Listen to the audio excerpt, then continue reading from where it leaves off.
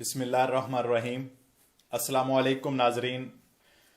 Corona virus की दूसरी लहर और नया डीपीसीएम जो कि 26 अक्टूबर को पब्लिश किया गया और ये बताया गया कि इसकी जो मियाद है वो 24 नवंबर तक है, लेकिन कल और आज बढ़ते हुए नए कोरोना केसेस 31,000 तक पहुंच गए, जो कि कल सिर्फ 31,000 थे। और इन हालात को मद्देनजर रखते हुए आज दोबारा इटालियन वजीर आजम सिन्योर जुसेप्पे कोंते ने और तमाम जो दूसरे वुज़रा हैं उन्होंने एक मीटिंग अरेंज की है, जो आज और कल के दिन में दोबारा बैठक लगेगी और इसके हवाले से इस जो डीपीसीएम पब्लिश किया गया उसमें कुछ तब्दीलियां की जाएंगी। तो उसके हवाले से इसको मिनी लॉकडाउन का नाम दिया गया है। अगले दिनों में इसको जल्द ही अगले 1-2 दिन में पब्लिश कर दिया जाएगा, बल्कि कुछ इदारों का कहना है कि ये सोमवार से भी लागू हो सकता है।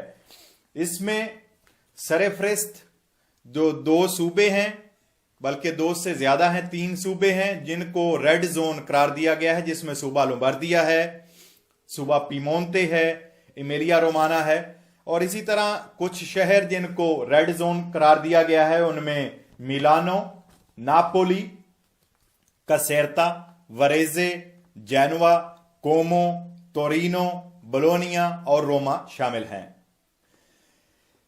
अगले हफ्ते के आखिर तक वजीर तालीम का यह कहना है कि स्कूलों के बारे में अहम फैसला सुनाया जाएगा।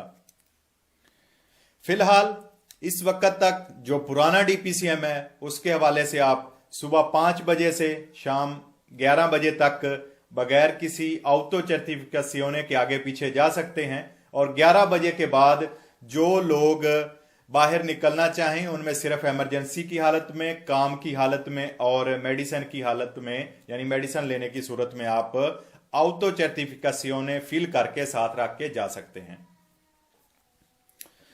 इसके बाद जो नई तब्दीली लाई जा रही है उसके हवाले से मजीद इंशाल्लाह मैं अगले प्रोग्राम में भी आपको बता दूंगा। अगर उससे पहले आ जाती है तो मैं लिख कर भी अपने जो पेजेस हैं उन पर आप तक मालूमात पहुंचा दूंगा।